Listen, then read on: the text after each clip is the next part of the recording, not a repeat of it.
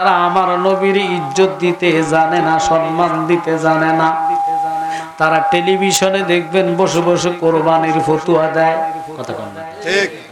ফতুয়া দেয় কি যে বাপ থাকতে বাপের নামে, ছেলের টাকা দিয়া বাপের নামে কোরবান দেওয়া যাবে না। নাউজুবিল্লাহ। হায় হায় হায়। জন্মকার কারণে যে বাপ তোরে মানুষ করলো, মানুষ করে বাপের কারণে চাকরি হইলো, বিদেশ গেলাম, ওই বাপের নামে যদি কোরবান দেওয়া না যায়, বলেন তো এটা তো সাধারণ মূর্খ মানুষ ফতুয়াটা জানে। বাপের নামে দিব সন্তান, এটা তো বড় নিয়ামত। কারণ মা বাপের খেদমতের কথা কোরআন হাদিসে আছে কি নাই? তো খেদমতে যদি আপনি নাম দেন, বাপের নামে দিলে বাপও সওয়াব পাইব, সন্তানও পাবে। আল্লাহর কাছে নেকের অভাব নাই। আল্লাহ কয় বান্দা যদি ডাকতে জানো, করতে জানো, আমি নাম তো রহমান দিলাম, দয়ালু, আমার কাছে নেকের অভাব নাই। সন্তান হইয়া বাপের নামে মায়ের নামে যদি কোরবান দাও, এই কোরবান জায়েজ করতে হলে 1 নম্বর শর্ত মদিনাওয়ালার নাম লাগবে, নতুবা কোরবান হবে না। এখন বাজ এলাকার মধ্যে মাইন্ড করবেন না, কইলে কব জালালি ফতুয়াটা কি দিলেন, নবী কি গোশত খাইবুনি? আরে ব্যাকল ইল্লা রাহমাতাল লিল আলামিন। নবীজির নাম থাকলে তো আল্লাহ এটার টান দিয়া কোলে লইয়া রহমত হিসেবে কবুল করবে। তোমার কুরবানিতে ত্রুটি থাকতে পারে কেমনে? বাজারে গেলা গোশত কতটুকু, মনে মনে একটা চিন্তা করে, গোশত যদি কম হয় তাহলে কেজিতে দাম বাড়ি যাইব। কথা কয় না? এরকম ধারণা আসে মানুষের, সবাই অটোতে চলে আসে। কথা কয় না? জবন আছে এইটা। আবার কেউ আছে, আজকে আমার একজন ফোন দিয়ে কয় জালাল হিসাব, আপনার কাছে একটা ফতুয়া জানতে চাই। যে কি ফতুয়া? স্কেল দিয়া গরুর গোশত মাইপা কোরবানি দিলে ওই বুনি। দেখছেন শুরু হয়ে গেছে। স্কেল বুঝেননি? অর্থাৎ ফিতা, ফিতা বুঝেননি? ফিতা দিয়া মাফে এটা কদ্দুর হইব, ওইটা দেখা গরু কিনে টাকা দেয়। এটা এই আপনারাই বলেন তো, রসুলের টাইমে এটা ছিল নি? আজ যদি ইসমাইল বাবা কোরবানি হইয়া যায় তো আমরা তো কোরবানি হইতাম। কোরবানি তো আসলে গোশত খাওয়ার জন্য না, কোরবানি হইল একমাত্র মাওলার সন্তুষ্টর জন্য। এখন আমরা নিজেরাই সন্তুষ্ট হইতাম পারি না, যদি একটু বেশ কম হয় মন খারাপ হয়। কথা কম না, বেজার হইয়া যায়। ফকির বেশি গেলে গোশতের টুরা কেমনে দিব, বাঘ বসাই না। কথা কম না। কিন্তু কোরবানি এটা তোমার লাগা না, কার লাগা? তো আল্লাহ কয় যারা আমারে খুশি করবে, আমি আল্লাহ তারে হাসর ময়দানে ওই পশুর উপর উঠাইয়া 30,000 বছর রাস্তা ফুলছে রাত, চোখের ফাত্তি মারার আগে ফার কইরা নিব। সালাতুন ইয়া রাসূলুল্লাহ আলাইকুম সালামুন ইয়া। বয় যদি থাকতো স্কেল দিয়া গোশত মাইপা গরু কিনতো না। কথা কন না? তারপরে ওই যে খালাসি যারা গরু কাটে এদেরকে কি কয়? কসাই। এদেরকে নিয়ে গোশত মাপতো না, দেখা গরু কিনতো না। কথা কন না? গরু কিনবেন সৌন্দর্য চোখে লাগলে, টাকার কোনো কথা নাই, আল্লাহর ওয়াস্তে কিনবো। কথা কন না? এটার নাম হলো কোরবানি। এখন তো লইয়া যায় কারে? কসাইরে নিয়া মাফে কত টাকা হইলে ঠিক আছে নি? কসাই যদি ঠিক আছে, তখন গরু কিনে। মাইন্ড করবেন না বাজান, জবনা চলে আসছে, আখেরি জবনা। কুটির মধ্যে একটা কোরবানি হয় কিনা একমাত্র আল্লাহ ভালো জানে।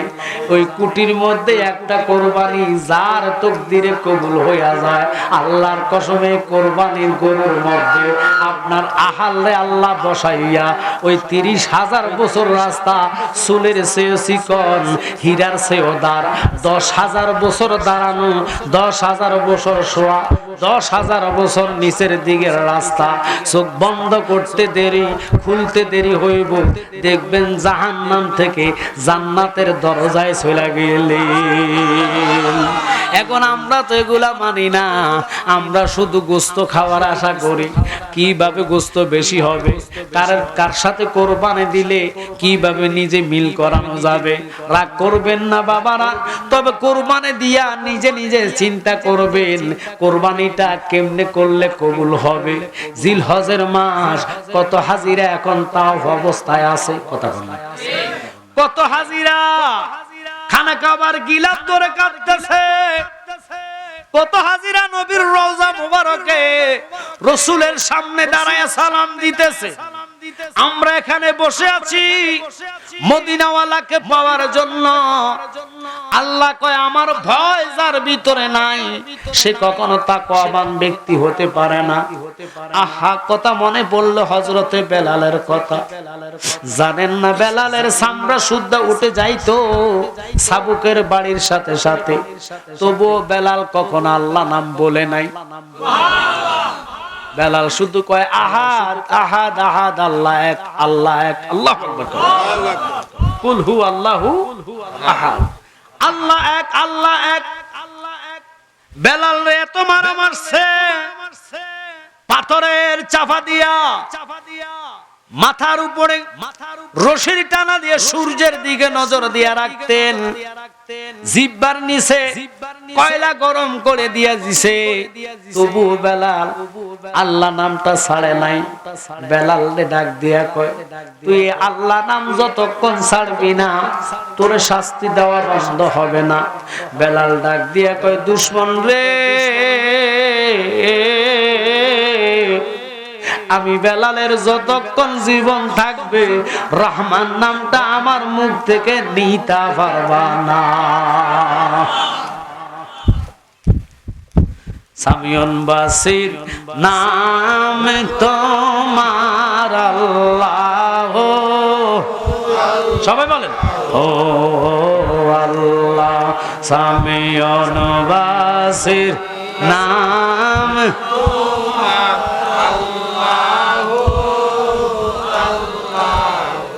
ইয়া রহমানু নাম তোমার আল্লাহ আল্লাহ আল্লাহ। জলিল জব্বার নাম তোমার আল্লাহ আল্লাহ। বেলালের মতন এত আদরের সাহাবী রাসূল এত তারে পছন্দ করছে। বাবা শুনে নেন, আল্লাহর হাবিব যখন মেরাজ থেকে আসলেন, ও বাবা আয়েশা কয় বেলাল আমি তোরে দেখলাম তুই আমার আগে জান্নাতে। বেলাল রে কি এমন তুই আমল করস, কি এমন তুই আমল করস? কয় হুজুর আমি সব সময় ওযু রাখি, ওযুর মধ্যে থাকতাম, ওযু আমার ভাঙতো না।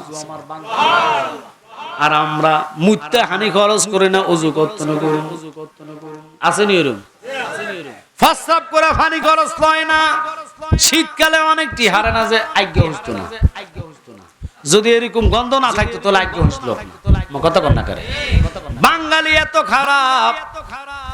আপনাদেরকে বলি শুনেন, শরীরটা ফাঁক আর কাপড় ফাঁকটা রাখবেন। যে কোনো টাইমে আজরাইল আসক, নবী আপনার সামনে দিদার দেয়া দিব।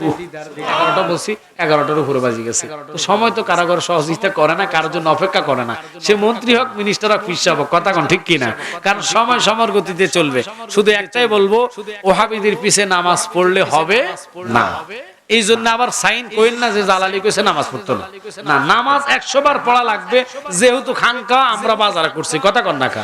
এরপরে শাহপুরি খানকা বাজার আসেনি, তারপরে আর অন্যান্য দরবারে খানকা আসেনি, তা আমাদেরটা আসেনি এখন। এখন আর টেনশন নাই। এই জন্য আপনাদেরকে বলবো, দোকানে থাকলে দোকানে পড়ে ফেলবেন। কে কি কইবো না কইবো আমার কবার আসে নাই। আপনি বলেন তো কোন ব্যক্তি পারবে যে দোকানে পড়লে নামাজ হবে না এই ফতোয়া দিতে পারবো? রাস্তা পড়লে নামাজ পড়তে হবে না এই ফতোয়া দিতে পারবো? ততএব আমরা নামাজি হতে হবে। জবানা যেটা আসছে বাবা, কি জবানা? নামাজের মতন ইবাদত আর হতে পারে না।